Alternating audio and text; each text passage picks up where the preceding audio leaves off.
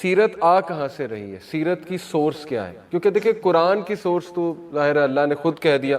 لوگ کہتے ہیں نا کہ قرآن نے تو خود کہا سورہ ہجر میں ورس نمبر 9 میں کہ ہم ہی ہیں جس نے اس ذکر کو ریویل کیا ہے اور ہم ہی اس کی حفاظت کریں گے. تو ہمارا آرگومنٹ اصل میں ہوتا ہے، یہ بڑا اسٹرانگ آرگومنٹ ہے اگینسٹ دوز پیپل جو یہ کہتے ہیں کہ نہیں حدیث اور سنہ کی کوئی ضرورت نہیں. آج کل یہ فتنہ بہت بڑھ رہا ہے. تو ہمارا پہلا آرگومنٹ تو یہ کہ یہ کامن سینس کے خلاف بات ہے. دیکھیں اگر کوئی یہ کہتا ہے نا کہ حدیث کی، سنہ کی اور رسول اللہ صلی اللہ علیہ وسلم کی ضرورت نہیں ہے دین کی گائیڈنس کے لیے، تو ضرورت ہی کیا تھی نبی بھیجنے کی، میسنجر بھیجنے کی؟ اگر اللہ چاہتا تو ایک پہاڑ پہ قرآن نازل ہو جاتا، وہاں پہ اسکرپچرز پڑھے ہوتے ٹیبلٹ فارم میں، اور کوئی بھی بندہ اٹھا کے وہ لے آتا اور پڑھ کے سنا دیتا، بات ختم ہو جاتی. نبی بھیجنے کی آخر ضرورت کیا تھی؟ تو یہ اللہ تعالیٰ نے قرآن مجید میں بہت واضح بتایا ہے. کئی اس کے ریفرنسز موجود ہیں کہ اللہ کہتے ہیں کہ ہم نے نبی بھیجا اس لیے تاکہ وہ ہماری آیات تلاوت کر کے دکھائے. پہلا پرپز نبی کا یہ ہے. دوسرا یہ کہ وہ تمہارا وَيُزَكِّيهِمْ، وہ تمہارا تزکیہ کرے. یُزَكِّيهِمْ تزکیہ کو کہتے ہیں تمہیں پیوریفائی کرے. کس طرح تزکیہ کس طرح ہوتا ہے؟ مینٹورشپ کے ساتھ، اپنے ساتھ اٹیچ کر کے، تربیت کر کے تمہارا. اس کا مطلب ہے کہ یہ یزکیہم جو تزکیہ کا پروسیس ہے یہ تو تھرو آؤٹ چلے گا. ایون دو رسول اللہ صلی اللہ علیہ وسلم ہمارے ساتھ فزیکلی موجود نہیں ہے تو یزکیہم کیسے ہو رہا ہے ہمارا؟ سننا سے.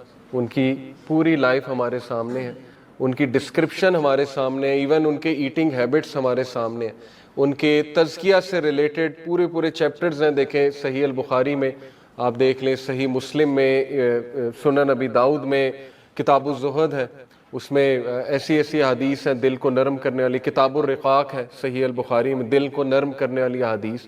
تو وہ پورا کا پورا جو میکنزم ہے، فریم ورک، وہ بھی سیو کیا اللہ نے. ہمارا آرگومنٹ یہ ہوتا ہے کہ یہ جو سورہ ہجر کی آیت ہے نا، آیت نمبر 9، جس میں اللہ کہتے ہیں کہ یہ بے شک ذکر ہم ہی نے نازل کیا اور ہم ہی اس کی حفاظت کریں گے. اس میں ذکر کا ورڈ ہے، قرآن کا ورڈ نہیں ہے.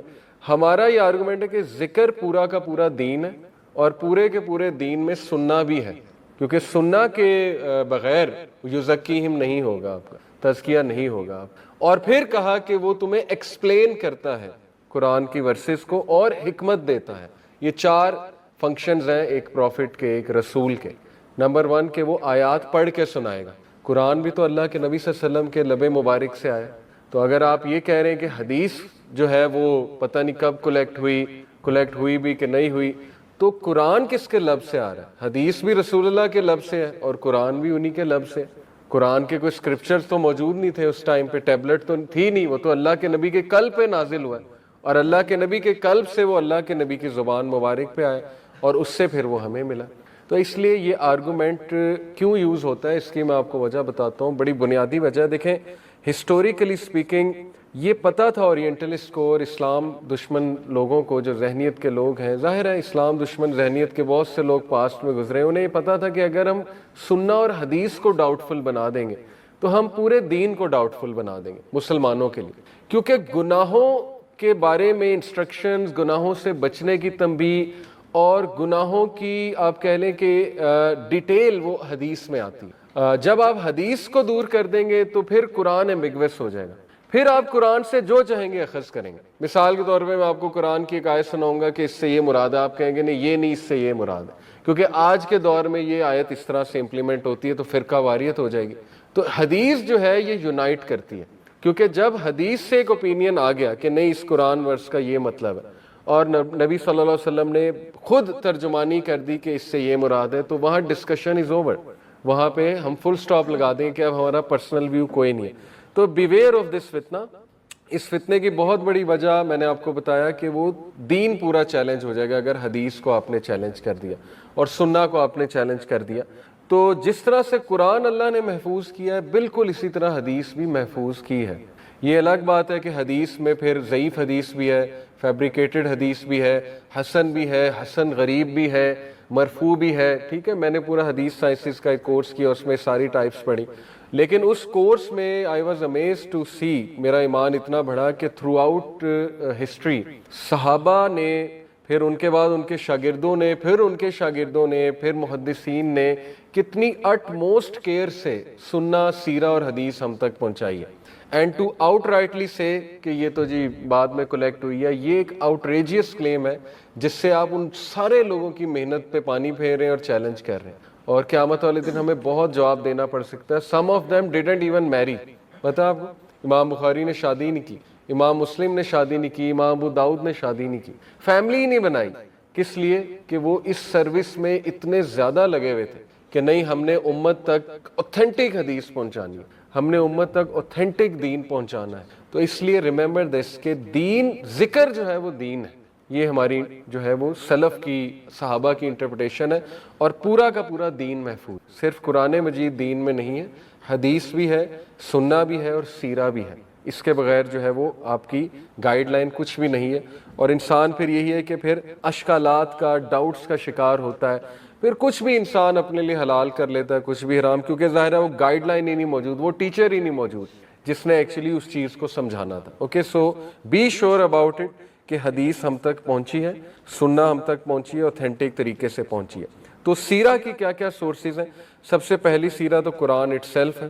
دیکھیں قرآن میں کئی ایونٹس اللہ سبحانہ و تعالیٰ نے خود مینشن کیے ہیں جو سیرہ ریلیٹڈ ہے. جیسے سورہ توبہ کھول لیں، سورہ توبہ میں جنگ بدر کے بہت سے واقعات ریلیٹ کیے اللہ نے. اللہ کا ریممبر کہ جب اللہ نے 1000 اینجلز اتارے تمہاری مدد کے لیے، تو یہ سیرہ ہی بتا رہے ہیں نا اللہ ہمیں کہ امیجن کرو کہ وہ اینجلز اتر رہے ہوں گے جبل الملائکہ پہ.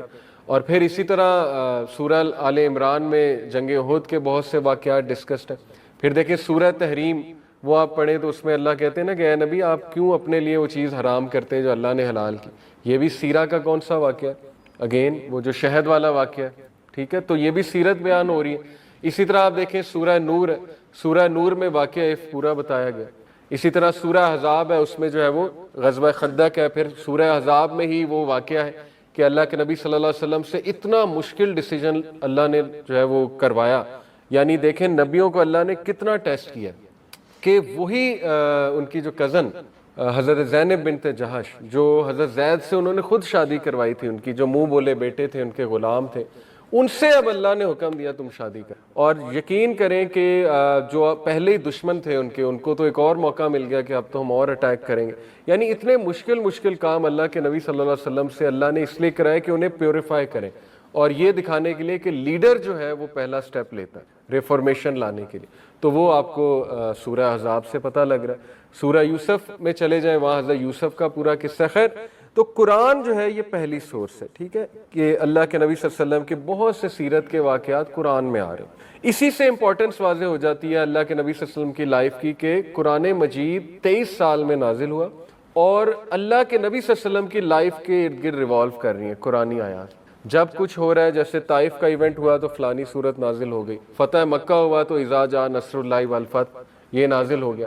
اور عبداللہ ابن مسعود کہتے ہیں صحابی کہ قرآن کی کوئی آیت نہیں کہ مجھے نہ پتا ہو کہ کب آئی ہے. یہ ہوتا ہے عالم اور فقیہ، یعنی جس کو قرآن پہ اتنی گرپ ہے کہ وہ یہ تک بتا دے کہ یہ آیت اس ایونٹ پہ نازل ہوئی. اور اس طرح کے بہت سے لوگ الحمدللہ آج بھی حیات ہیں، موجود ہیں، بہت جیمز ہیں وہ. اور دیکھیں مکی سورج کا ایک مزاج ہے، وہ مزاج آپ تب تک نہیں سمجھ سکتے جب تک آپ کو سیرت نہیں پتا. آپ کے ذہن میں وسوسے آتے رہیں گے، ڈاؤٹس آتے رہیں گے، اتنی سخت ٹون، یہ کیا بات کہہ دی، یہ کیسے ہو گیا. جب تک سیرت کا کانٹیکٹ سامنے نہیں رکھیں گے، وہ 4 فیزز نہیں رکھیں گے اللہ کے نبی کی لائف کی، first year to third year کیا تھا، پہلے 3 سال اللہ کے نبی صلی اللہ علیہ وسلم کی دعوت سیکرٹ تھی، ایسے ہی سیکرٹ تھی. وہ آیات جس طرح کی ہیں وہ نیچر ہی ایسی ہے جو سیکرٹ دعویٰ میں کریکٹر بلڈنگ کے لیے آیات ہے. یعنی چند ایک لوگ ہیں، وہ دار ارکم میں بیٹھتے ہیں، وہاں پر بیٹھ کے وہ ذرا مشن پلاننگ کرتے ہیں اور بڑی بڑی باتیں سوچتے ہیں کہ معاشرے کو کیسے چینج کرنا ہے. چند ایک لوگ، اور وہ آیتیں ان کو اسٹرینتھن کرنے کے لیے آ رہی ہیں، وہ آیتیں جو ہیں ان کی کریکٹر بلڈنگ کے لیے آ رہی ہیں، ان کا عقیدہ جو ہے اسٹرانگ، ان کو پہاڑ بنانے کے لیے آ رہی ہیں. کیونکہ ان لوگوں نے آگے جا کے مارے کھانی. اس کے بعد اگلا فیز آپ دیکھ لیں اللہ کے نبی صلی اللہ علیہ وسلم کی لائف، اوپن پریچنگ، وہ تقریباً 3 to 6 year of prophethood ہے. اس میں ذرا واضح ہوئے تو شروع میں انہوں نے کیا کیا کہ ریجیکٹ کیا، آؤٹ رائٹ موک کیا. جیسے وہ ایک کوٹ بھی ہے نا، بڑا مشہور ہے تو مہاتما گاندھی کا، لیکن بڑا اوتھینٹک اور بڑا اچھا کوٹ ہے. اس نے کہا کہ first they will deny you, then they will mock you, then they will fight you and then you win. یہی ہے ایک ریفرمیشن کا پروسیس. سب سے پہلے آپ کا مذاق اڑایا جائے، آپ کو آؤٹ رائٹ ریجیکشن، ڈینائی کیا جاتا ہے. اس کے بعد آپ کا مذاق اڑایا جاتا ہے, اس کے بعد جو ہے وہ آپ کو فائٹ کیا جاتا ہے پراپر. یہ پروفٹ کی life is all about this, کہ سب سے پہلے آؤٹ رائٹ ریجیکشن, ڈینائی کیا, اس کے بعد مذاق اڑانے پہ آ گئے, اس کے بعد فائٹ کرنے پہ آ گئے. تو سیکنڈ جو ہے اس میں پہلے مذاق اڑایا, آؤٹ رائٹ ریجیکشن دی. اس میں جو صورتیں ہیں ان کا مزاج ہی ایسا ہے کہ جو صحابہ کو مزید کانفیڈنس دیں. اور پچھلے انبیاء کی سٹوری سنائی اللہ نے پروفٹ صلی اللہ علیہ وسلم کو. اب آپ کو کانٹیکسٹ سمجھ آئے گا کہ کیوں اتنا ریپیٹیٹو کیوں ہے قرآن میں. حضرت موسیٰ کی سٹوری بار بار کیوں آ رہی ہے؟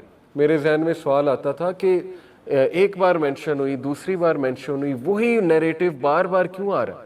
کیونکہ وہ ایونٹس ایسے تھے کہ ری آئٹریشن ہونی چاہیے تھی. بار بار جو ہے اللہ کے نبی صلی اللہ علیہ وسلم کو ریمائنڈر صحابہ کو چاہیے تھے کہ یس یہ پچھلی قوموں کے ساتھ بھی ہو چکا ہے, ان کا بھی مذاق اڑایا گیا اور ان کو بھی ٹارچر کیا گیا ہے. آگے پھر وہ پہلے ہی ذہنی طور پہ تیار کر دیا گیا کہ فزیکل ٹارچر بھی آ سکتا ہے. اور یہ سائیکولوجیکلی سپیکنگ جب ایک بندے کو پہلے ہی مصیبتوں کا پتہ لگ جائے تو وہ ذرا تگڑا ہو جاتا ہے مقابلہ کرنے کے لیے, تو پھر وہ فزیکل ٹارچر بھی شروع ہو گیا. اور نہ صرف یہ کہ بلکہ جو آخری 3 سال تھے وہ سب سے پینفل تھے, 10th year to 13th year of prophethood. اس میں جو صورتیں نازل ہوئی ہیں وہ دیکھنے والی اور وہ پڑھنے والی ہیں. یعنی آپ سوچیں کہ ہر صورت کا ایک مزاج ہے, آیات کا مزاج ہے, ان کا ریلیشن اللہ کے نبی کی لائف میں کوئی نہ کوئی ایونٹ سے ہے اور صحابہ کے کسی نہ کسی سوال سے ہے, یا کوئی سازش ہو رہی ہے اس کے, یا کوئی نیریٹو لے کر آئے ہیں جوز اور کرسچنز یا مشرکین اور اللہ نے اس نیریٹو کا فوراً سے جواب دیا. اتنا بلاغت والا اور اتنا فراست والا ہے قرآن کہ جب آپ اس اینگل سے قرآن کو دیکھیں گے تو واقعی ہی آپ پراؤڈ ہوں گے کہ قرآن مجید اللہ کی ہی کتاب ہے. اس کے علاوہ قرآن مجید کوئی نہیں لکھ سکتا, اللہ کے الفاظ ہیں. تو سب سے پہلی سورس ہے قرآن سیرہ کی. دوسری جو سورس ہے حدیث ہے, اور میں نے آپ کو بتایا کہ حدیث لکھی جانا شروع ہو گئی تھی. ابن عمر صلی اللہ عنہ کا ایک صحیفہ تھا, وہ حدیث لکھا کرتے تھے, ابو ہریرہ لکھا کرتے تھے, حضرت علی لکھا کرتے تھے.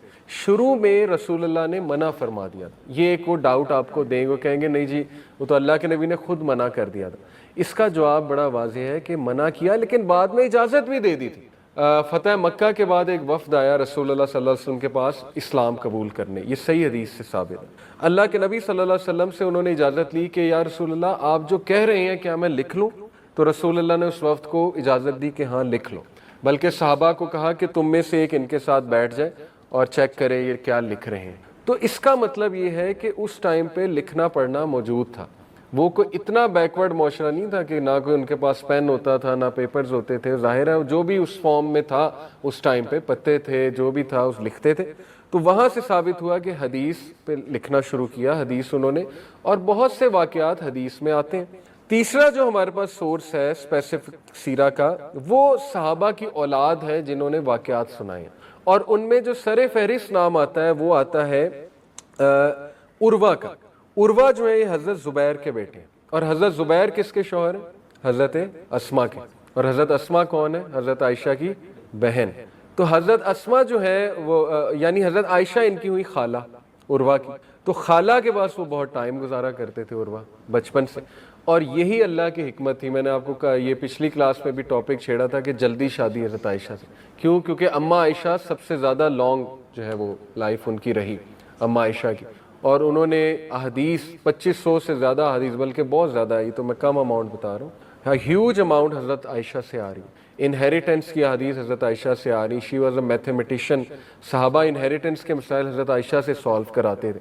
تو عروہ جو ہے ان کے پاس بہت بیٹھے, اور ظاہر ہے کہ عروہ پھر واقعات بہت سنتے تھے حضرت عائشہ سے, اور حضرت عائشہ سے رسول اللہ بہت کنورسیشن کرتے تھے. تو حضرت عائشہ کو بہت سے واقعات نبی صلی اللہ علیہ وسلم کے پتہ تھے, اور اس طرح سے عروہ نے جو ہے وہ کتاب لکھی باقاعدہ. آپ کو پتہ ہے عروہ نے پوری سیرہ پر کتاب لکھی تھی, اور عروہ جو تھے یہ 105 ہجری میں فوت ہوئے تھے, اور ان کی بکلیٹ آف سیرہ جو ہے یہ صحابہ کے اسٹوڈنٹس کے پاس موجود تھی, حضرت عروہ کی. اور پھر ایک سکولر جو ہے وہ کارل ابن شہاب الزہری, جو 129 ہجری میں جن کی وفات ہوئی ہے, ان کی کتابوں کے کچھ سیمپلز ابھی تک موجود ہیں. یعنی اتنے پرانے سیمپلز ان کے, کچھ ظاہر ہے وہ پیجز وغیرہ وہ ابھی تک موجود ہیں. اور یہ انہوں نے عروہ سے, اور ابان ایک تھے صحابہ کے اسٹوڈنٹ, ان سے مواد لے کے ایک بہت بڑی کتاب لکھی تھی سیرہ پہ. اور پھر جو ہے ابن اسحاق کا نام آتا ہے, یہ نام آپ کو پتہ ہونے چاہیے, ٹھیک ہے. ابن اسحاق کی سیرہ بہت مشہور ہے, بلکہ جتنی بھی ماڈرن سیرہ کی کتابیں آپ کو ملیں گی اس کی سورس جا کر ابن اسحاق سے ملتی ہے. ابن اسحاق جو ہے, یہ محمد ابن اسحاق ان کا نام تھا, اور یہ 85 سن ہجری میں پیدا ہوئے, یعنی رسول اللہ صلی اللہ علیہ وسلم کی ہجرت کے 85 سال بعد, یعنی ان کی ڈیتھ کے آپ کہہ لیں گے 75 سال بعد, 75-74 سال بعد آئے تھے. اور یہ مدینہ کے رہائشی تھے ابن اسحاق. تو ظاہر ہے کہ مدینہ کے رہائشی جب تھے تو ان کے پاس بہت اوتھینٹک سورسز موجود تھیں سیرہ کے بارے میں. پھر دیکھیں نا, موطا امام مالک بھی مدینہ کے رہائشی تھے. امام مالک ان کے بعد آئے. امام مالک نے بہت سی سیرہ جو ہے احادیث کلیکٹ کی. تو بہرحال یہ بڑے ہوئے تھے صحابہ کے درمیان, ان کے بچوں کے درمیان, ان کے گرینڈ چلڈرن کے درمیان. تو بہت سے واقعات جو ہیں انہیں پتہ تھے, اور یہ سوچنا کہ نہیں وہ جھوٹے واقعات ہیں, یہ تو صحابہ پہ شک کرنا ہے نا. صحابہ, ان کی اولاد, ان کے گرینڈ چلڈرن کیوں جھوٹ بولیں گے نعوذ باللہ رسول اللہ صلی اللہ علیہ وسلم کی سیرت کے بارے میں. اور سب سے بڑی بات یہ کہ اللہ اپنے نبی کی سیرت کو پروٹیکٹ نہ کرے, کیسے ہو سکتا ہے؟ اللہ دین کو کیوں نہیں پروٹیکٹ کرے گا؟ ہماری رہنمائی رسول اللہ سے آتی ہے, تو کیوں نہیں اللہ جو ہے وہ اس کو پروٹیکٹ کرے گا. بہرحال انہوں نے بہت بڑی کتاب لکھی سیرت میں, 15 جلدیں, 15 والیومز انہوں نے لکھی. اور ابن اسحاق کی ڈیتھ 150 سن ہجری میں ہوئی. ان کے اسٹوڈنٹ آئے ابن ہشام. ابن ہشام جو ہیں یہ ان کے ڈائریکٹ اسٹوڈنٹ تھے, اور انہوں نے 4 جلدوں میں ان کو ذرا تھوڑا سا شارٹ کر کے لکھا کہ آنے والی جنریشنز کے لیے ذرا ایز کریٹ ہو جائے, یعنی ہر بندہ 15 جلدیں نہیں پڑھ سکتا. تو بہرحال ابن اسحاق, اسی طرح ابن کثیر آئے ان کے بعد. ابن کثیر کی کتاب ہے البدایہ والنہایہ. ابن کثیر نے اس کتاب میں, آلدو بہت ایج کے بعد آئے, میرے خیال کوئی 250 سن نہیں بلکہ اس سے بھی زیادہ, کافی سن ہجری, 600 سن ہجری. لیکن یہ کہ انہوں نے بھی, ابن کثیر نے بھی ابن اسحاق اور ابن ہشام کی کتابوں کا یوز کرتے ہوئے البدایہ والنہایہ میں ہی اسٹارٹڈ فرام آدم علیہ السلام, بلکہ آدم علیہ السلام پری کریشن سے شروع کیا.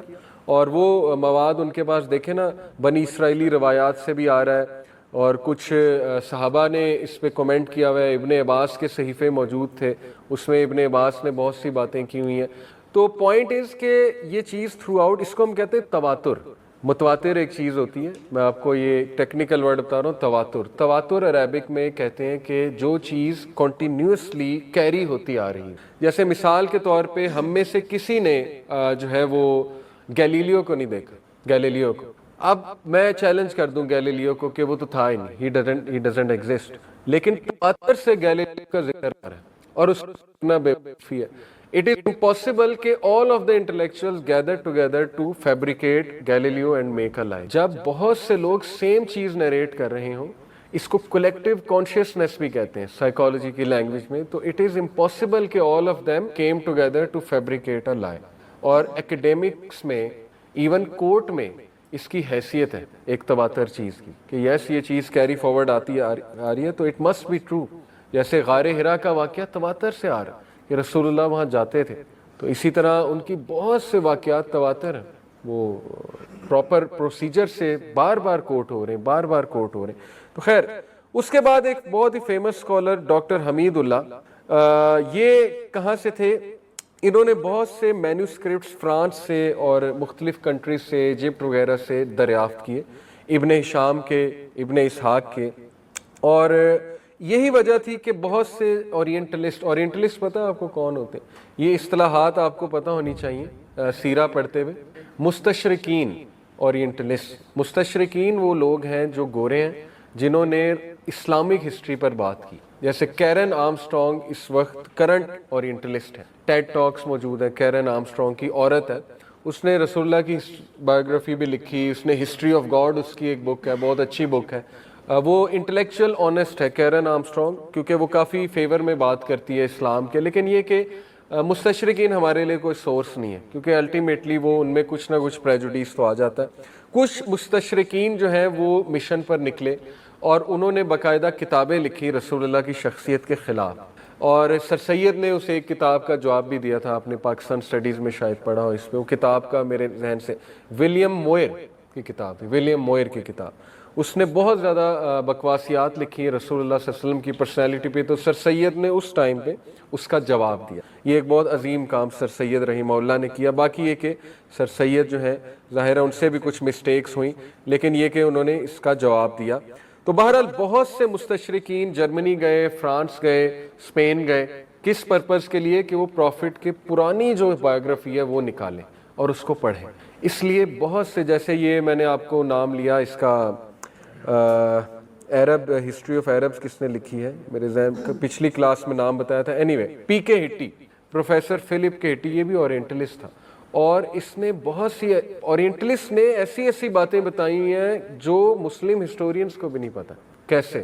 کیونکہ انہوں نے کچھ چیزوں میں ہم سے زیادہ محنت کی ہے. خود چل کر گئے فرانس اور خود چل کر گئے اسپین اور وہاں سے مینوسکرپٹ جمع کیے, اور اس کے بعد دیکھا کہ یہ کتنی اوتھینٹک چیز ہے. تو اینی وے, ڈاکٹر حمید اللہ نے کیا کیا کہ انہوں نے پیرس, لندن, اسپین وغیرہ ان علاقوں میں گئے, اور ابن اسحاق کی کچھ پارشل والیومز اور کاپیز ابھی تک موجود تھیں, ان کو اسٹڈی کیا اور ان کے ساتھ انفارمیشن کو میچ کی, اور انہوں نے ایڈٹ کیا, پبلش کرایا ان کو. اور جب انہوں نے ابن اسحاق اور ابن ہشام کی دونوں کی بایوگرافیز کو کمپیئر کیا, ڈاکٹر حمید اللہ, یہ بہت بڑا نام ہے, تو ایوری ون واز سرپرائز کہ 100% سیم ہیں دونوں, جس سے یہ پروو ہو گیا کہ واقعی ابن ہشام ابن اسحاق کے اسٹوڈنٹ تھے, اور انہوں نے ایز اٹ از ان سے کاپی کر کے ہم تک سیرت پہنچائی.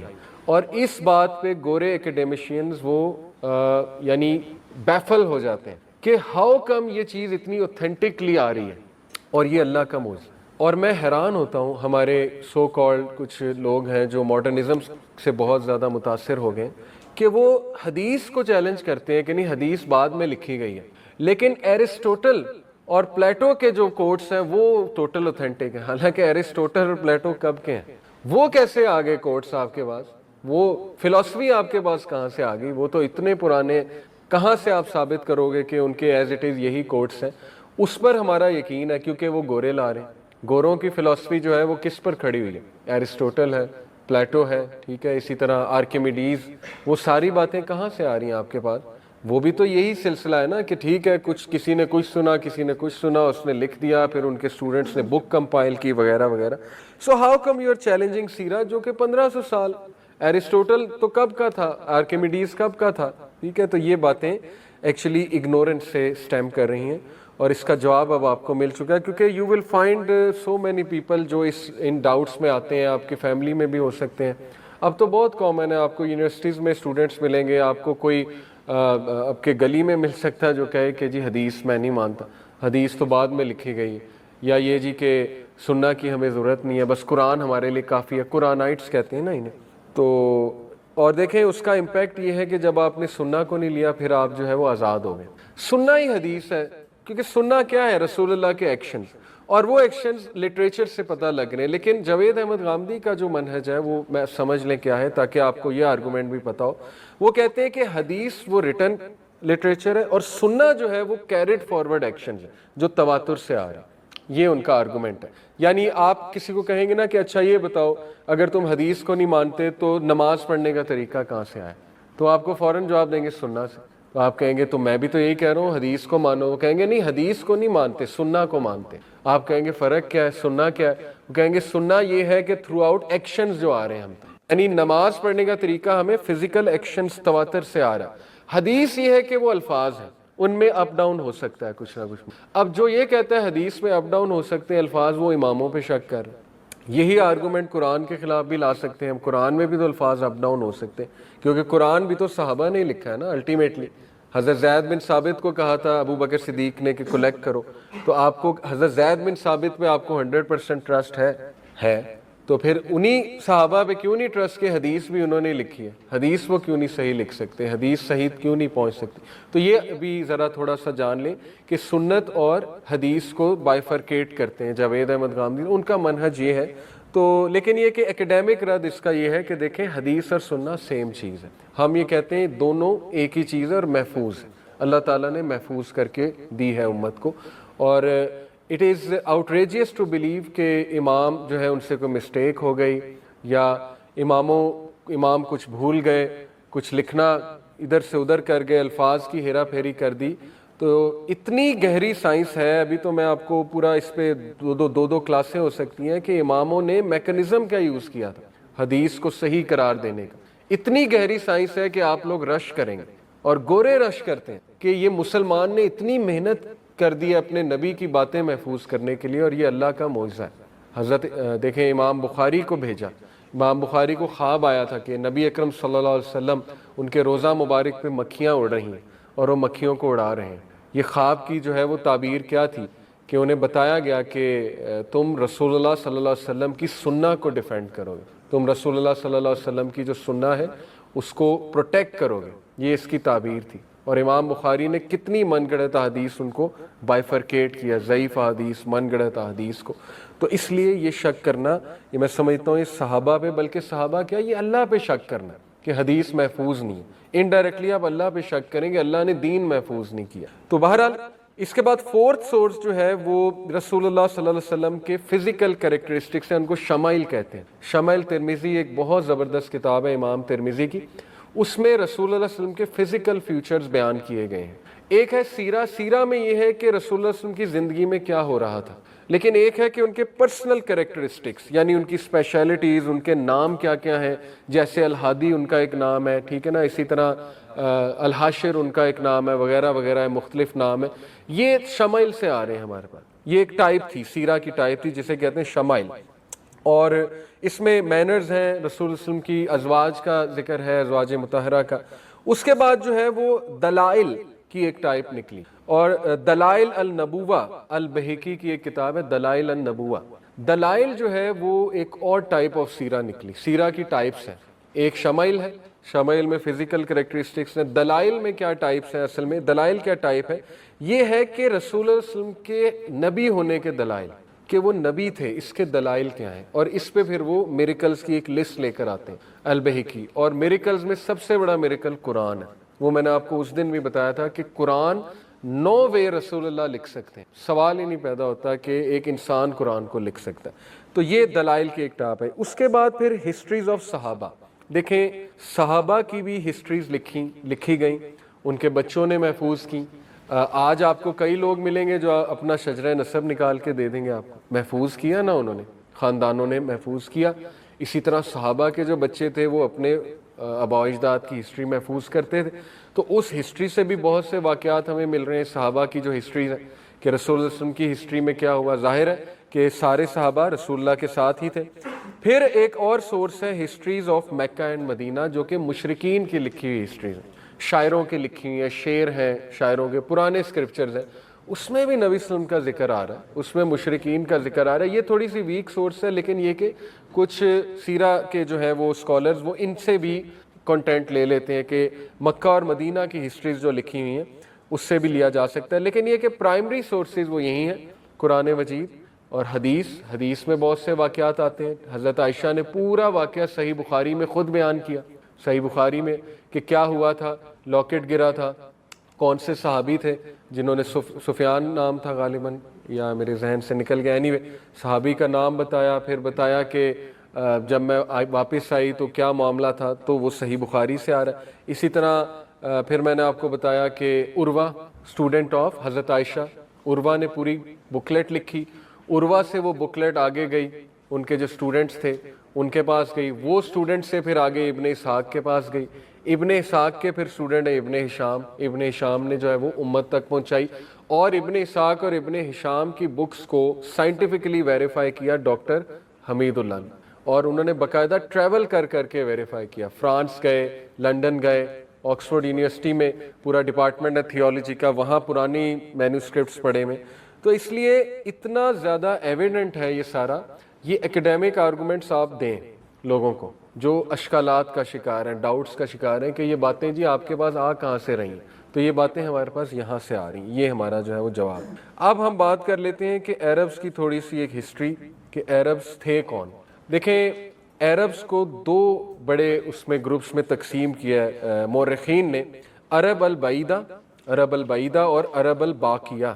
عرب البعیدہ جو ہیں یہ the earliest civilisation of Arabs ہے، جس میں پرائمریلی عاد اور سمود آتے ہیں. اور عاد اور سمود جو ہیں یہ بیسکلی کون تھے؟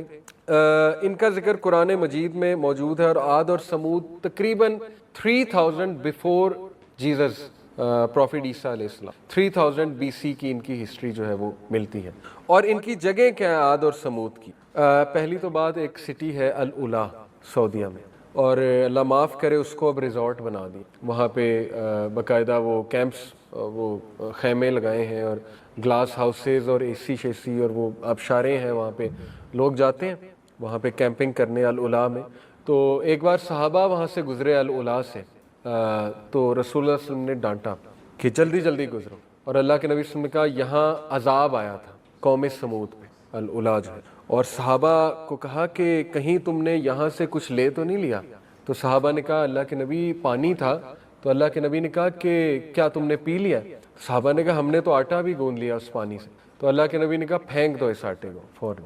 اب دیکھیں جو نبی دے وہ لے لو، ہم نبی کو چیلنج نہیں کریں گے، نبی کو وہ باتیں پتہ ہوتی ہیں جو عام آدمی کو نہیں پتہ، تو ظاہر ہے وہاں اللہ کا غضب ہے، وہ بستیاں ایسی ہیں کہ وہاں گناہوں کا وہ گڑھ تھا۔ تو بہرحال یہ الاولا کی جو سٹی ہے، اور الاولا کی سٹی کے اگر آپ تھوڑا سا لیفٹ پہ چلے جائیں تو Petra, city of Petra Jordan میں ہے، اس پہ آپ ڈاکیومنٹری بھی دیکھ سکتے ہیں سٹی آف پیٹرا، تو وہ بھی سمود کی بستیاں ہیں سٹی آف پیٹرا، اور وہ اس ڈیزرٹ میں انہوں نے اویسس بنایا تھا اس دور کا، ایکچولی اس کو جو ہے نا وہ لاس ویگس کہتے ہیں اس دور کا، یعنی ڈیزرٹ میں انہوں نے اویسس بنا دیا تھا، اور you will be surprised to see کہ انہوں نے کیسے پانی کا سسٹم وہاں پہ رکھا ہوا تھا اور کیا کارونگ کی تھی انہوں نے۔ بہرحال تو یہ ہے سمود کی قوموں کا علاقہ، یعنی آپ کہہ لیں سعودیہ کے ویسٹ پہ یا اوپر ناردن علاقہ۔ جو ساؤتھ پر آئیں تو آپ کو جو ہے وہ عمان اور یمن کا علاقہ جو ہے وہ ساؤتھ پر ہے، سعودیہ کے تھوڑا سا نیچے اور رائٹ پہ کر کے، وہ عاد کا علاقہ ہے، قوم عاد۔ اور سٹی آف ارم، اس پہ کبھی آپ ریسرچ کریں گے نا گوگل پہ آ کے، ویکیپیڈیا پہ پڑھیں گے سٹی آف ارم، وہ لوگ جو اونچے اونچے پلرز والی سٹی کے لوگ تھے، تو یہ اونچے اونچے پلرز کس نے بنائے؟ قوم عاد نے، اور کہتے تھے ان کے قد بہت لمبے تھے، اور یہ کچھ تھیوریز ہیں بہت ہی بڑے تھے، وہ تھیوریز میں سمجھتا ہوں فیک ہے، کیونکہ وہ بڑے بڑے ڈھانچے بھی دکھاتے ہیں نا، وہ میں نہیں سمجھتا کہ وہ کوئی اتنی اوتھینٹک چیز ہے کوٹ کرنے والی، لیکن یہ کہ ہاں بڑے جنگجو، بڑے طاقتور اور بڑے لمبے لمبے یہ تھے، تو انہوں نے بڑے بڑے پلرز بنائے تھے، لیکن وہ بھی آج آپ کے سامنے کھنڈرات ہیں، عمان اور یمن کے علاقے میں جو ہے وہ ہیں۔ اور سمود پہ ریسنٹلی جارڈن میں ایکسکیویشن ہوئی، and you will be surprised کہ جو آرکیولوجسٹ ہیں انہوں نے یہ بات پروو کی کہ اس علاقے پہ کسی دور میں میٹیورائٹس گرے تھے، اور ان میٹیورائٹس میں جو کرنٹ ایٹامک بامب ہے جو امریکہ کے پاس ہے، اس سے 100 ٹائم زیادہ پاور تھی ان میٹیورائٹس میں، یہ پروو کیا انہوں نے۔ وہ ظاہر ہے کہ پورا وہ ریڈیو ایکٹیویٹی کو دیکھتے ہیں، وہ اس سے جی ایم جو کاؤنٹر ہوتا ہے، جیجر ملر کاؤنٹر جو ہے، اس سے وہ دیکھتے ہیں یہاں پر کس دور میں کیا ہوا تھا، ریڈیو کاربننگ کرتے ہیں وغیرہ وغیرہ۔ تو یہ پورا یاسر قاضی، ڈاکٹر یاسر قاضی نے یہ اپنے وہاں پیج پہ شیئر کیا ہوا تھا باقاعدہ دلائل کے ساتھ، کہ انہوں نے پروو کیا ہے کہ کسی دور میں اس ایریا پر میٹیورائٹس گرے تھے، اور ایگزیکٹ یہی پنشمنٹ جو ہے اللہ سبحانہ و تعالیٰ نے، سوری قوم لوط کی بات ہو رہی، قوم سمود نہیں، قوم لوط کی بات ہو رہی، تو قرآن مجید میں آتا ہے کہ قوم لوط پر جو ہے وہ اللہ نے آگ کے گولے برسائے تھے، اور وہ ظاہر ہے کہ ریڈیو ایکٹیویٹی والے آگ کے گولے، تو یہ قوم لوط ہے، کریکٹ کر لیں، قوم سمود نہیں۔ قوم سمود چیخ سے جو ہے وہ انہیں عذاب دیا گیا تھا، اور قوم سمود عاد جو تھی وہ ہوا سے، تو یہ اس کا سورہ حاقہ میں ذکر آتا ہے، الحاقہ ملحاقہ وما ادراک ملحاقہ۔ تو یہ ہے اصل میں پرانے جو عربز ہیں، عرب البعیدہ انہیں کہتے ہیں، یعنی ڈسٹرائڈ، ختم، ڈیمینشڈ۔ اللہ نے کہا کہ ان کی اولادوں کو بھی نہیں چھوڑنا، کیونکہ یہ ہیومن ریس کے لیے بہت زیادہ خطرناک لوگ تھے۔ تو ظاہر ہے ہیومن ریس، وہ پھر ڈارون کی بھی یہی تھیوری نا کہ نیچرل سلیکشن یہی ہے کہ جو خطرناک ہے ہیومن ریس کے لیے ایوالو نہیں ہوتا وہ، تو سم ہاؤ وہ نیچرل سلیکشن کو گورے مانتے ہیں کہ نیچر ڈسٹرائے کر دیتی ہے، لیکن اللہ کے عذاب کا جب ہم کہیں تو کہتے ہیں یہ کیا، وہ مذاق اڑاتے ہیں اللہ کا عذاب۔ تو آپ کی بھی آ جا کے یہی تھیوری ہے، نیچرل سلیکشن یہی ہے کہ نیچر خود مار دیتی ہے لوگوں کو، تو نیچر نہیں مارتی، اللہ تعالیٰ کا عذاب آتا ہے، اور وہ اللہ نے بتایا۔ الباقیہ میں دو جو ہیں وہ عربز کا ذکر آتا ہے، قحطان جو ہے یہ فادر آف عربز تھے، اور ان کے بیٹے کا نام تھا یعرب، اور یعرب جو ہے اسی سے عرب کا ورڈ نکلا، یعرب سے، اور یعرب جو ہے یہ he was the first to speak Arabic language Yarub سے آ رہی ہے، جو قحطان کے بیٹے ہیں۔ اور قحطان جو ہے یہ اصل میں کون ہے، یہ اس کے بارے میں کوئی خاص اوتھینٹک انفارمیشن نہیں ہے، لیکن یہ بات کچھ اسکالرز کہتے ہیں کہ دیکھیں حضرت نوح کے 3 بیٹے تھے، ایک سام، اور سام سے جو ہے وہ سیمائٹس ہیں، جیوز ہیں، یعنی کہ یہ حضرت ابراہیم کی جو اولاد ہے وہ سام سے ہیں، اسی طرح جو ہے وہ اسی لیے سیمائٹس بھی انہیں کہتے ہیں۔ دوسرے جو بیٹے ہیں وہ ہیں ان کے یافس، یافس سے کوکیشینز ہیں، رومن ریس ہے، یہ بائی دا وے اتنی بھی اوتھینٹک بات نہیں ہے، لیکن یہ کہ یہ کوٹ کی جا سکتی ہے کیونکہ ہمارے اسکالرز اسے کوٹ کر رہے ہیں۔ تو بہرحال یافس جو ہیں، آپ کو پتہ ہے نا کہ حضرت نوح کے زمانے میں اللہ نے پوری دنیا پہ سیلاب آیا تھا، ہمارا اوپینین یہی ہے، ایک خاص علاقے پہ نہیں، اور ساری ہیومن ریس تباہ کر دی گئی، ساری ہیومن ریس، لیکن یہ کہ ان 3 بیٹوں سے پھر ہیومن ریس چلی۔ تو جو یافس ہیں وہ کوکیشینز ان سے آئے، اور جو حام ہیں وہ افریکنز کے فادر ہیں۔ یہ 3 ہی مین جنریشنز ہیں، انہی سے پھر باقی آریانز آئے، وہ سارے آریان سے ہم ہیں، پاکستانی سب کانٹیننٹ لوگ ان سے آئے۔ پٹھانوں کی اگر آپ ہسٹری ٹریس بیک کر لیں تو وہ شاید آپ کو سیمائٹ سے مل جائیں، یا پرشیا سے جا کے کنیکٹ ہو جائیں، یا ٹرک سے، تو بہرحال آ جا کے یہی ہیں۔ تو وہ یہ کہتے ہیں کہ یہ جو اوس اور خزرج کے یہ جو قحطان ہیں یہ سام سے آئے ہیں، جو قحطان ہے، قحطانی عرب، یہ سام کی اولاد سے۔ اور حضرت ابراہیم کے 2 بیٹے تھے، حضرت اسحاق اور حضرت یعقوب۔ جوز اور ہم میں ڈفرنس یہ ہے کہ جوز جو ہیں وہ کہتے ہیں کہ جو چھری پھیرنے کا حکم تھا وہ حضرت اسحاق پہ تھا، وہ حضرت اسماعیل پہ نہیں تھا۔ اور کرسچن جو ہیں بائبل میں لکھا ہوا ہے کہ جو اسماعیل ہے وہ ایول سن آف ابراہیم تھا، نعوذ باللہ، حضرت اسماعیل کو ایول سن آف ابراہیم علیہ السلام مانتے ہیں۔ یعنی شیطان نے دیکھیں کیسا گمراہ کیا کہ ریسزم کی پیک، کہ عربز کو تو ویسے ہی سائیڈ پہ کرو نا، یہ تو ایول سن کے بیٹے ہیں سارے عربز۔ تو جوز جو ہیں وہ انہوں نے کبھی بھی اسماعیل علیہ السلام کو نہیں مانا۔ حضرت اسماعیل کی اولاد سے عربز ہیں، اور قحطانی عربز حضرت اسماعیل کی اولاد جو ہے وہ قحطانی عربز جو ہے وہ سام کی اولاد سے۔ اور عدنانی عربز کون ہیں؟ رسول اللہ صلی اللہ علیہ وسلم کے انسیسٹر عدنان تھے، ہاشم تھے، ٹھیک ہے، ہاشم سے اوپر دیکھیں عبد المطلب ہے، عبد المطلب سے اوپر ہے کوئی، پھر ہاشم ہے، ہاشم سے اوپر بہت آگے جا کے عدنان ہے۔ عدنان کون تھے؟ He was one of the descendants of Ismail علیہ السلام۔ تو چونکہ ابراہیم علیہ السلام عراق سے ہیں اور انہوں نے وہ ایجپٹ گئے، ایجپٹ سے پھر وہ ان کی شادی ہوتی ہے حضرت ہاجرہ سے، اور پھر ظاہر ہے کہ اسماعیل علیہ السلام کی برتھ ہوتی ہے، اور وہ پھر اسماعیل علیہ السلام ابراہیم السلام کے ساتھ مل کر جو ہے وہ کعبہ بھی تعمیر کرتے ہیں۔ تو بہرحال قحطانی اور عدنانی کا میں آپ کو بتاتا چلوں کہ ہوا یہ تھا کہ اسماعیل علیہ السلام جب مکہ میں رہ رہے تھے تو one of the tribes of Qahtan passes by and Ismail marries into them، اس طرح سے رشتہ بنا تھا، اور یہ اللہ کا اسکرپٹ ہے، اللہ تعالیٰ نے آخری نبی عربز میں سے بھیجنا تھا، اور اس کی حکمتیں انشاءاللہ میں ایک الگ کلاس جو نیکسٹ کلاس ہے اس میں آپ کو سمجھاؤں گا، تاکہ آپ کو یہ معجزہ پتہ لگے کتنا بڑا معجزہ ہے ایک نبی کا عرب لینڈ سے آنا، ٹھیک ہے۔ تو بہرحال قحطانی جو ٹرائب تھا دے پاسڈ بائی دیٹ لینڈ، تو وہ چونکہ وہاں رہتے نہیں تھے، بیرن لینڈ تھا، تو یہ کہ اسماعیل علیہ السلام کی پھر اس ٹرائب میں شادی ہو جاتی ہے، اور اسماعیل علیہ السلام چونکہ عربی انہیں تو نہیں آتی تھی لیکن قحطانی جو ہے ان کو عربک آتی تھی، تو اس طرح یہ کہ اسماعیل علیہ السلام کی اولاد جو ہے وہ عربی بولنے لگ گئی، یہ ہمارے اسکالرز کا بیان کردہ ہے۔ اور پھر یہ کہ ان کی اولاد میں سے عدنان اپیئر ہوتا، اور عدنان سے اوپر کا جو شجرہ نسب ہے نا، یاد رکھیں وہ کوئی اوتھینٹک نہیں۔ آئی نو مولانا طارق جمیل حضرت آدم تک کنیکٹ کرتے ہیں، لیکن وہ یہ ضعیف روایات سے ثابت ہے، وہ کوئی اوتھینٹک آپ کو روایات نہیں ہے۔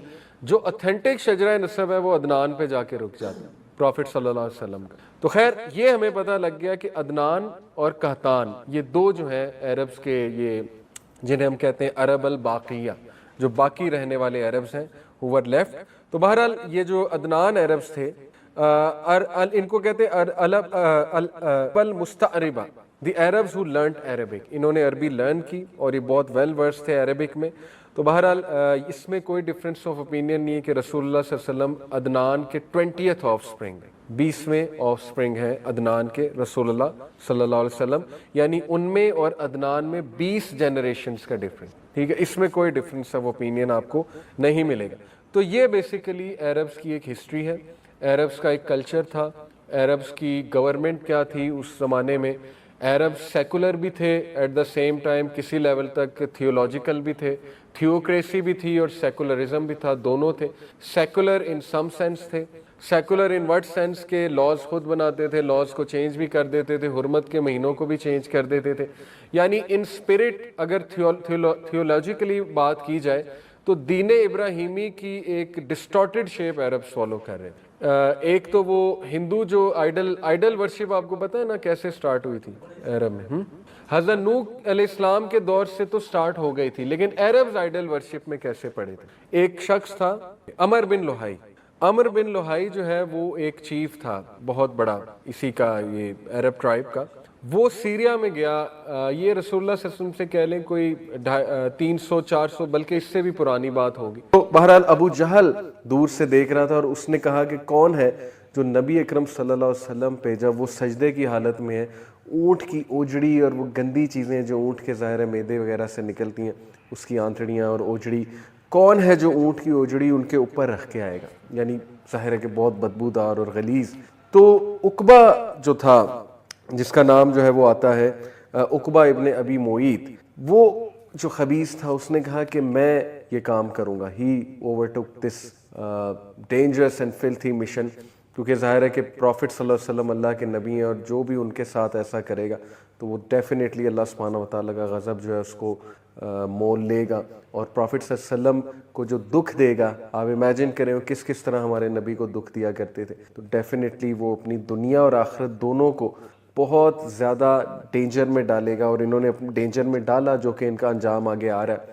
تو he got up, he said کہ میں کروں گا، اور پروفٹ صلی اللہ علیہ وسلم جب سجدے میں گئے تو اس نے وہ اونٹ کی اجڑی وغیرہ اٹھائی اور اٹھا کر ہمارے نبی صلی اللہ علیہ وسلم کے پیٹھ پہ رکھ دی۔ اب امیجن کریں کہ پروفٹ صلی اللہ علیہ وسلم اس حالت میں سجدے میں ہیں اور ان کے پیٹھ پہ وہ جو بھی گند اس نے ڈالا لا کے، اور ہمارے نبی صلی اللہ علیہ وسلم وہ اٹھ نہیں رہے، سجدے میں ہی ہیں اللہ سبحانہ و تعالیٰ کے آگے جھکے میں، اور ظاہر ہے کہ اٹھیں گے تو وہ سب کچھ پھیل جائے گا۔ تو کیسی سچویشن ہے، آپ سوچیں ہمارے نبی صلی اللہ علیہ وسلم کو کس کس طرح ستایا ہے ان کیریکٹرز نے جن کے نام میں لے رہا ہوں۔ تو یہاں پہ رول آتا ہے ہمارے نبی صلی اللہ علیہ وسلم کی بیٹی، اور جیسے کہ آج میں بات کرنے لگا ہوں سیدۃ النساء، پیراڈائز میں جو عورتوں کی لیڈرز ہیں حضرت فاطمہ رضی اللہ تعالیٰ عنہ، اور یہ نبی صلی اللہ علیہ وسلم نے انہیں یہ ٹائٹل دیا کہ she is the leader of the women of paradise. تو یہاں پہ رول آتا ہے حضرت فاطمہ رضی اللہ عنہ کا۔ امیجن کہ وہ بچی تھیں حضرت فاطمہ رضی اللہ عنہ، جب نبی اکرم صلی اللہ علیہ وسلم پہ پہلی وحی آئی تو شی واز جسٹ 5 year old، یعنی شی از دا ون جن کی گرومنگ، جن کا چائلڈہڈ اسلام میں گزرا ہے۔ تو اس ٹائم پہ ان کی ایج کچھ 5 سال سے زیادہ ہوگی، 10 سال ہوگی، 12 سال ہوگی۔ تو when she was seeing all of that، جب وہ یہ دیکھ رہی تھی تو سوچیں کہ ان چھوٹی بچی پر کیا بیت رہا ہوگا کہ میرے والد کے ساتھ کیا ہو رہا ہے، اور جب وہ دیکھ رہی ہوگی ابو جہل اور باقیوں کو ہنستے ہوئے کہ کس طرح یہ میرے والد کا مذاق اڑا کے ہنس رہے ہیں، اور کس لیے، میرے والد کا قصور کیا ہے، وہ کیا کہتے ہیں، وہ تو بہت اچھے انسان۔ تو سوچیں اس بچی کے دل پر کیا بیت رہی ہوگی اور کیا جذبات ہوں گے ان کے۔ At that moment she ran towards رسول اللہ صلی اللہ علیہ وسلم، اور اپنے ہاتھ سے انہوں نے رسول اللہ صلی اللہ علیہ وسلم کے اوپر سے وہ سارا جو گند تھا اس کو سائڈ پر کیا اور صاف کیا اپنے فادر کی صلی اللہ علیہ وسلم۔ And then she started to cry. ظاہر ہے کہ ایموشنلی بریک ڈاؤن ہو جاتا ہے بندہ ایسی چیز دیکھ کے۔ تو ایٹ دیٹ مومنٹ نبی اکرم صلی اللہ علیہ وسلم نے انہیں دلاسا دیا۔ نبی اکرم صلی اللہ علیہ وسلم نے کہا کہ فاطمہ ڈونٹ وری، اللہ سبحانہ تعالیٰ will give victory to your father, Allah تمہارے باپ کو وکٹری دے گا ان پر، اور ایسا ہوا فتح مکہ کے موقع میں سب نے دیکھا۔ And then at that moment Prophet صلی اللہ علیہ وسلم he prayed against, he raised his hand and he prayed against the 3، اور ہسٹری گواہ ہے کہ یہ 3 these were the first 3 to be killed in the battle of Badr، سب سے پہلے اپنے انجام کو یہی 3 پہنچے۔ Prophet صلی اللہ علیہ وسلم کے ٹوٹل 6 بچے تھے، اور ان کے بیٹے جو ہیں وہ تو خیر جب پیدا ہوئے بہت کم ایج میں ہی وفات ہو گئی ان کے بیٹوں کی۔ تو فاطمہ صلی اللہ عنہ even though she was the 5th child، but what was so special about her کہ پروفٹ صلی اللہ علیہ وسلم نے کہا کہ she has completed her faith، حضرت فاطمہ صلی اللہ عنہ کے بارے میں۔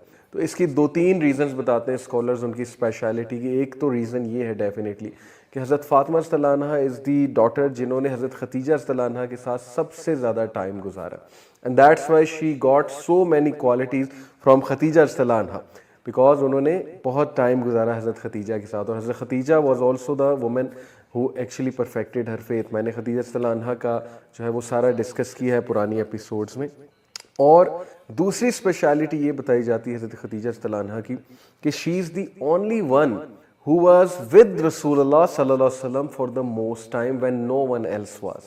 وہ پروفٹ صلی اللہ علیہ وسلم کے ساتھ ان مومنٹس میں تھی being the daughter جب پروفٹ صلی اللہ علیہ وسلم کے ساتھ اور کوئی نہیں تھا. آئی ایم شیور جو فادرز یہ سن رہے ہیں اور جو مدرز یہ سن رہی ہیں they can relate to it. اور باپ اور بیٹی کا جو ریلیشن ہے نا, باپ اور بیٹی کی جو محبت ہے وہ بڑی اسپیشل ہے. بیٹیاں بہت نرم دل ہوتی ہیں, بیٹیاں باپ کا بہت کرتی ہیں. اکثر بیٹے جو ہے وہ چھوڑ جاتے ہیں, لاپرواہ ہو جاتے ہیں, باہر نکل جاتے ہیں, لیکن بیٹیاں باپ کے ساتھ ہوتی ہیں. اور جن کی صرف بیٹیاں ہیں وہ تو بہت زیادہ اس بات کو اکنالج کریں گے کہ کتنی پیاری ہوتی ہیں بیٹیاں. یعنی ان کی ساری کیئر, سارا کنسرن یہی ہوتا ہے کہ میرا باپ جو ہے وہ میں اس کو دیکھوں, میری ماں کو میں دیکھوں اور باپ کا خیال رکھوں اور باپ کو کھانا کھلا کے دوں اور اس کی کیئر کروں وغیرہ وغیرہ. تو دیٹس وائی چونکہ ان کا بہت زیادہ ٹائم رسول اللہ صلی اللہ علیہ وسلم کے ساتھ گزرا. امیجن کریں کہ کیا رول انہوں نے نبھایا. Imagine the moments they both had together, کیا مومنٹس وہ اسپینڈ کرتے ہوں گے دونوں.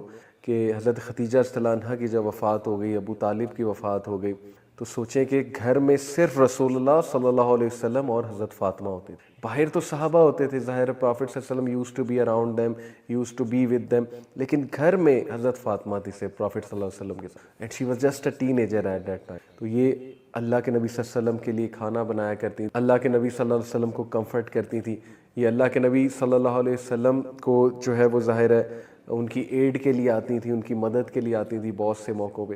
تو she spend so much time with رسول اللہ صلی اللہ علیہ وسلم کہ حضرت عائشہ رضی اللہ عنہا ان کے بارے میں کہتی ہیں کہ میں نے فاطمہ سے زیادہ پرافٹ صلی اللہ علیہ وسلم کو ریزمبل کرتے ہوئے in his speech, in his mannerism and in his conversation کسی اور کو نہیں دیکھا. یعنی بالکل گفتگو بھی اس طرح فرماتی تھیں اپنے والد کی طرح, ان کے مینرز بھی اسی طرح کے تھے, ان کا اخلاق بھی اسی طرح کا تھا, ان کا دل بھی اسی طرح کا تھا. She had a beautiful heart and actually مساکین کی مدد کیا کرتی تھیں.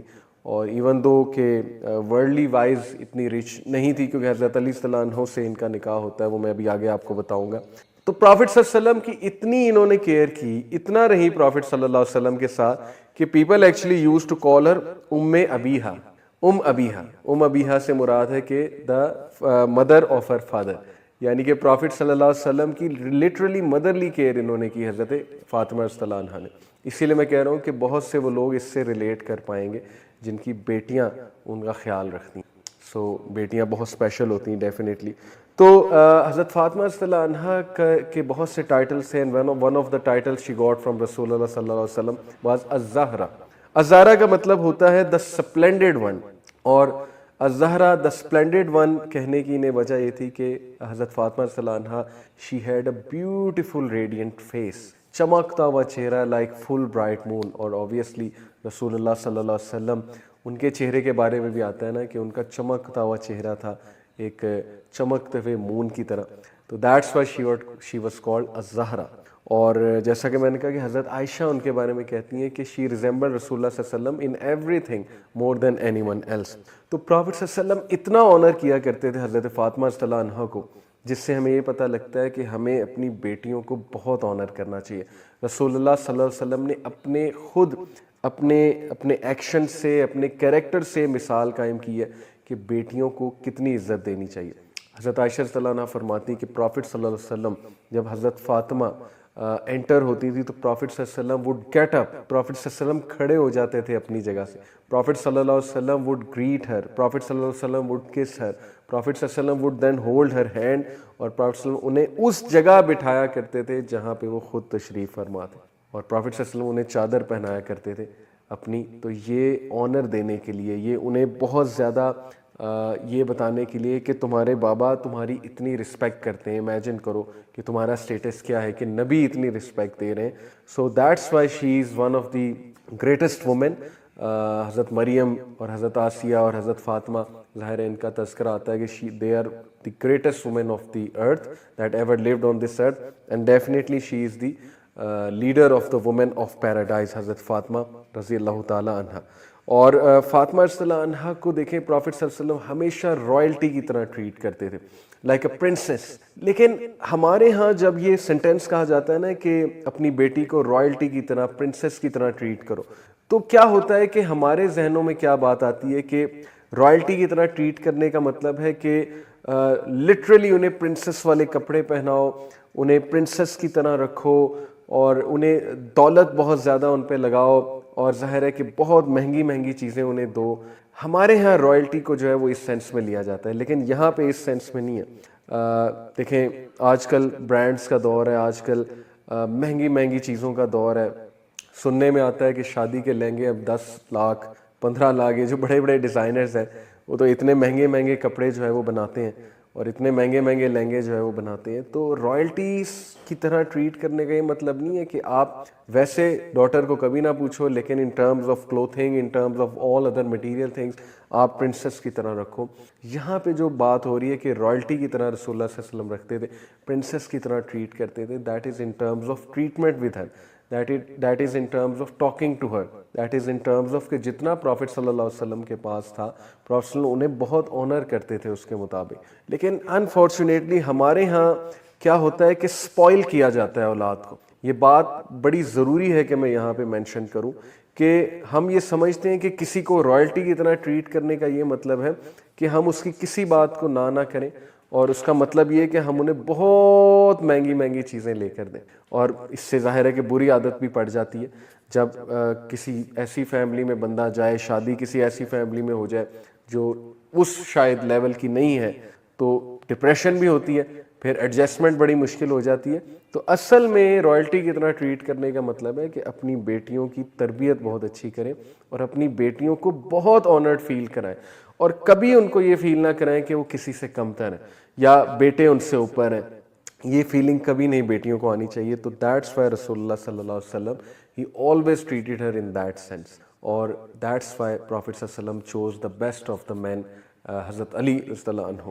ایون دو پروفٹ صلی اللہ علیہ وسلم کو اتنے پروپوزلز آتے تھے فرام ویری رچ صحابہ, بہت ویل اسٹیبلش رچ صحابہ پروپوزل لے کر آتے تھے, لیکن پروفٹ صلی اللہ علیہ وسلم نے اپنے بھائی کو چوز کیا, حضرت علی رضی اللہ عنہ کو. جیسے کہ پروفٹ صلی اللہ علیہ وسلم نے ہجرت کے موقع پہ جب ہجرت کر کے آئے حضرت علی, تو حضرت علی بڑے افسردہ تھے کہ آپ نے ظاہر ہے بردرہڈ قائم کی ہے, اخوت قائم کی ہے مسلمانوں کے درمیان, تو میرا اخی کون ہے؟ تو پروفٹ صلی اللہ علیہ وسلم held his hand and he said کہ I am your اخی and you are my اخی, آپ میرے بھائی ہیں. تو پروفٹ صلی اللہ علیہ وسلم chose the best man amongst all other men, حضرت علی رضی اللہ عنہ for حضرت فاطمہ رضی اللہ عنہ. اور بڑی مزے کی بات ہے کہ حضرت علی رضی اللہ عنہ ان کی دلی خواہش بھی تھی حضرت فاطمہ رضی اللہ عنہ سے نکاح کی. انفیکٹ حضرت علی رضی اللہ عنہ اکثر پروفٹ صلی اللہ علیہ وسلم کے سامنے آتے تھے حضرت فاطمہ رضی اللہ عنہ کا ہاتھ مانگنے کے لیے, اس نیت سے آتے تھے, لیکن ان سے بات نہیں ہوتی تھی, وہ نروس ہو جاتے تھے, وہ تھوڑا سا شائع ہو جاتے تھے. اور ہمارے نبی صلی اللہ علیہ وسلم نفسیات کو بہت اچھے سے جانتے تھے اور بہت اچھے سے چہرے پڑھ لیتے تھے. تو پروفٹ صلی اللہ علیہ وسلم وڈ اسمائل اور پروفٹ صلی اللہ علیہ وسلم سمجھ جاتے تھے. تو ایک دن پروفٹ صلی اللہ علیہ وسلم نے خود ہی کہہ دیا, اللہ کے نبی صلی اللہ علیہ وسلم نے حضرت علی سے کہا کہ آپ لگتا ہے حضرت فاطمہ کا ہاتھ مانگنے آئے ہیں. تو حضرت علی جو ہے ایک دم نروس ہو گئے, شائع ہو گئے, اینڈ ہی سیڈ کہ یس یا رسول اللہ. تو پروفٹ صلی اللہ علیہ وسلم نے کہا ٹھیک ہے کہ آپ کے پاس مہر کیا ہے دینے کے لیے, یعنی he agreed all of a sudden, instantly agreed, کیونکہ حضرت علی صلی اللہ عنہ پروفٹ صلی اللہ علیہ وسلم کے مائنڈ میں بھی تھے. تو ہی سیڈ کہ میرے پاس تو صرف ایک شیلڈ ہے. یہاں سے اندازہ لگا لیں کہ whom did پروفٹ صلی اللہ علیہ وسلم preferred for his daughter, جن کو پروفٹ صلی اللہ علیہ وسلم نے لٹرلی پرنسس کی طرح اور ایک رائلٹی کی طرح رکھا, اور ان کے لیے وہ کس کو چوز کر رہے ہیں جن کے پاس دینے کے لیے مہر کیا ہے, صرف ایک شیلڈ. ہمارے ہاں رشتے کیسے ہوتے ہیں؟ ہمارے ہاں رشتے ہوتے ہیں کہ دولت دیکھی جاتی ہے. خیر اس میں حرج بھی کوئی نہیں ہے. مثال کے طور پہ آپ دولت والے ہیں, آپ نے کوئی ایسا ہی بندہ دیکھنا نا جو دولت مند ہے, مطلب دولت مند سے مراد ہے ایٹ لیسٹ آپ کے سٹیٹس کا ہے, اور یہ نہ ہونا کہ کل کو اتنا ڈفرینس آ جائے, فائنینشیل ڈفرینس اتنا آ جائے کہ بعد میں بات ہی نہ بنے, جیسے کہ حضرت زید اور حضرت زینب کے درمیان ہوا تھا. سورہ احزاب میں پورا یہ تفسیر میں واقعہ آتا ہے کہ سوشل بیک گراؤنڈ بہت زیادہ فرق تھا. بٹ اینی وے, اتنا سیلفش نہیں ہونا چاہیے, اتنا مٹیریلسٹک نہیں ہونا چاہیے کہ آپ کسی اچھے متقی اور اچھے گھرانے کے نوجوان کو اس بیسس پہ ریجیکٹ کر دو کہ نہیں یار یہ ہم سے تھوڑا سا ڈاؤن ہے فائنینشلی, یا نہیں یار یہ تو اس کا کوئی فائنینشیل فیوچر نہیں ہے. فائنینشیل فیوچر اللہ سبحانہ و تعالیٰ بناتا ہے, اللہ کو بہتر پتہ ہے, اس لیے prefer the one who is on دین, who is on religion.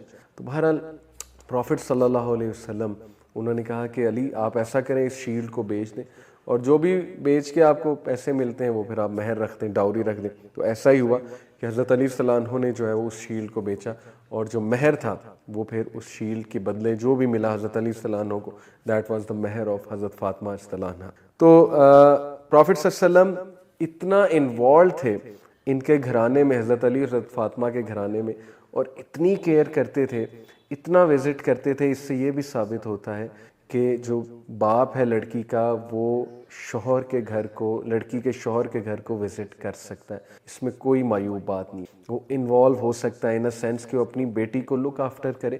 Profit صلی اللہ علیہ وسلم لک آفٹر کرتے تھے حضرت فاطمہ کو. ذمہ داری پوری شوہر کی ہی ہے, لیکن اگر باپ وزٹ کرنا چاہے, باپ لک آفٹر کرنا چاہے تو یہ شریعت میں منع نہیں ہے. لک آفٹر کرنے سے مراد ہے کہ وزٹ کر کے دیکھے کہ بیٹی کو کسی چیز کی ضرورت تو نہیں ہے, اور لک آفٹر کرنے سے مراد ہے کہ دونوں کے مسائل دیکھے کہ میرج کیسے چل رہی ہے, یعنی فلی انوالومنٹ ہو اس کی. یہ نہیں ہے کہ بیٹی دے کے چھوڑ دیا کہ بس اب بیٹی میں نے دے دیا, اب بیٹی میرے گھر بھی واپس نہیں آ سکتی, نہ رہنے کے لیے آ سکتی ہے, نہ میں نے کبھی وہاں جانا ہے. تو یہ کچھ بوسیدہ سوچ پائی جاتی ہے ہمارے معاشرے میں, چونکہ انڈین کلچر بہت زیادہ انوالوڈ ہے ہمارے یہاں پہ. تو شریعت سے ہمیں یہ پتہ لگتا ہے کہ پروفٹ صلی اللہ علیہ وسلم وزٹ کیا کرتے تھے ان کے گھر کو. پروفٹ صلی اللہ علیہ وسلم used to ask them if they need anything. Prophet صلی اللہ علیہ وسلم he used to wake them up for قیام اللیل. اندازہ لگا لیں یہاں سے, اتنے انوالوڈ تھے کہ انہیں قیام اللیل کے لیے اٹھایا کرتے تھے پروفٹ صلی اللہ علیہ وسلم. اور اتنا حضرت علی کو پوچھا کرتے تھے, کیئر کیا کرتے تھے اپنے داماد کو, کہ حضرت فاطمہ صلی اللہ عنہا نے ایک دن یہ کہہ دیا کہ مجھے لگتا ہے کہ پروفٹ صلی اللہ علیہ وسلم, میرے ابو جو ہیں وہ حضرت علی سے زیادہ محبت کرتے ہیں, حضرت علی سے زیادہ پیار کرتے ہیں. تو پروفٹ صلی اللہ علیہ وسلم نے وہاں پر ایک سینٹینس کہا, اور پروفٹ صلی اللہ علیہ وسلم نے کہا کہ علی صلی اللہ عنہ کو دیکھا اور کہا کہ ڈو یو نو کہ فاطمہ سے زیادہ بلیوڈ میرے لیے کوئی نہیں ہے. فاطمہ صلی اللہ عنہ میرے لیے سب سے زیادہ بلیوڈ.